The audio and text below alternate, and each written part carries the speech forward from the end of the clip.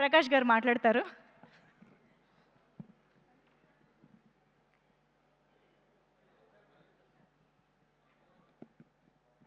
Good evening అండి అందరికీ.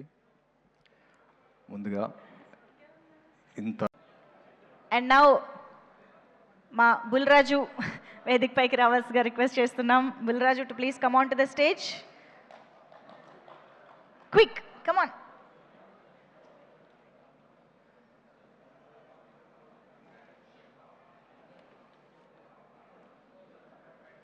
అలాగే మా వడ్లమాని శ్రీనివాస్ గారికి ఇప్పుడు వేదిక పైకి ఆహ్వానం పలుకుతున్నాము. Please welcome sir. Also Sai Priya Reddy too please come on to the stage.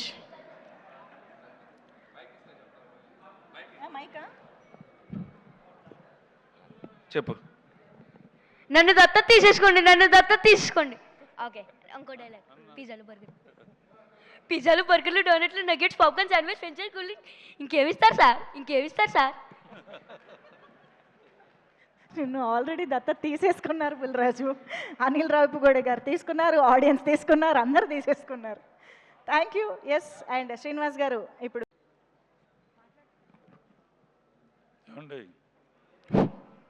మీ అబ్బాయి పెద్ద డైరెక్టర్ ఎందుకు ఆనందంగా ఉందా?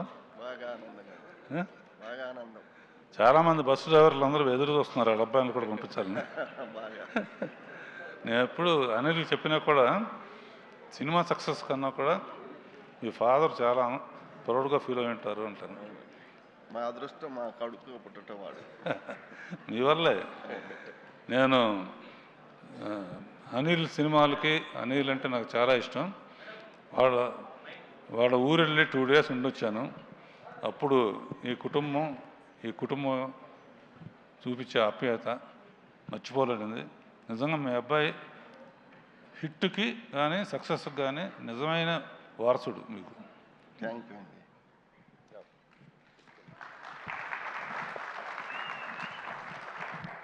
సార్ అనంత్ శ్రీరామ్ గారు ప్లీజ్. మనశంకర వరప్రసాద్ గారుగా మన ముందుకొచ్చి ఘనశంకర వరప్రసాద్ గారుగా ఇప్పుడు వెండితెర మీద నిలబడ్డ చిరంజీవి గారి ఆశీస్సులతో మేమంతా ఈ విజయోత్సవాన్ని పంచుకుంటున్న శుభ సందర్భంలో ఈ విజయోత్సవానికి విచ్చేసిన మనసున్న ప్రతి ఒక్కరికి నా వందనాలు. ఎవరు ఎన్ననుకున్నా, ఎవరి పాత్ర ఎంతున్నా ఈ సినిమా విజయానికి మాత్రం ఒక హిమనగ శిఖరం, ఒక మేరునగ శిఖరం ఉన్నారు. ఆ హిమనగ శిఖరం చిరంజీవి గారు అయితే, ఆ మేరునగ శిఖరం అనిల్ రావిపూడి గారు.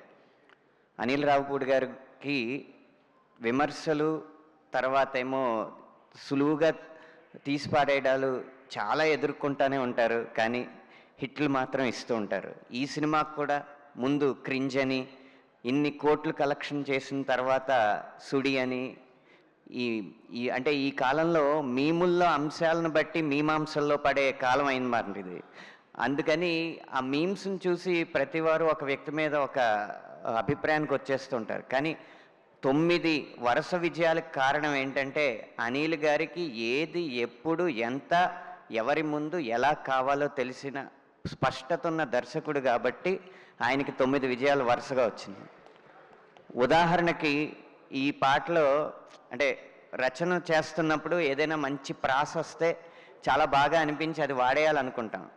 శశిరేఖ పాటలో ప్రసాదు ఓ ప్రసాదు అన్న లైన్ దగ్గర ఒకసారి అన్న తర్వాత రెండోసారి అన్నప్పుడు హీరో పాత్ర నిఘా భద్రతా వర్గాలకు సంబంధించింది కాబట్టి మనం కొత్తగా ఏదైనా రాద్దామని చెప్పి ప్రసాదు ఓ మొసాదు అని రాస్తే, బాబు ఇప్పుడు మొసాదు అంటే ఇజ్రాయెల్కి సంబంధించిన నిఘా వ్యవస్థని ఇప్పుడు ఆడియన్స్ డిక్షనరీలు ఎత్తుక్కుని చూసే అంత సమయం లేదు.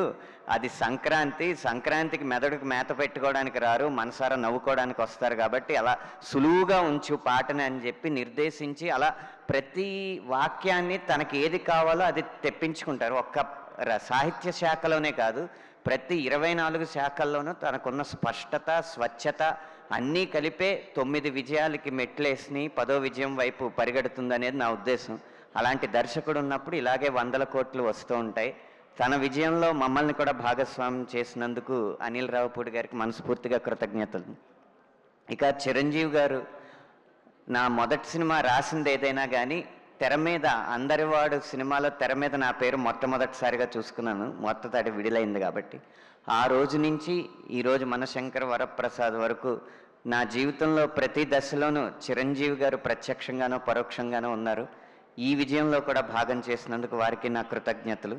సుష్మిత గారికి నేను సినిమా పరంగా ఇది భాగస్వామ్యం మొదటిసారి, కానీ మీలేవరు కోటీశ్వరుడికి మేము కలిసి పనిచేసాం. ఆనాటి జ్ఞాపకాల నుంచి ఈనాటి జ్ఞాపకాల వరకు ఈ విజయాల్ని పంచుకుంటున్నందుకు మీకు కూడా కృతజ్ఞతలు.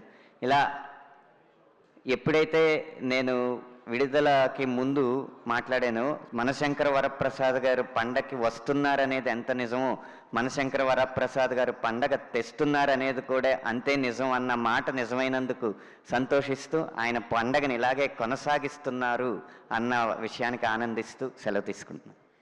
థ్యాంక్ యూ సో మచ్ అండి. ముగ్గురు లిరిసిస్టులు మాట్లాడుతున్న సమయంలోనే మా మ్యూజిక్ డైరెక్టర్ బీమ్స్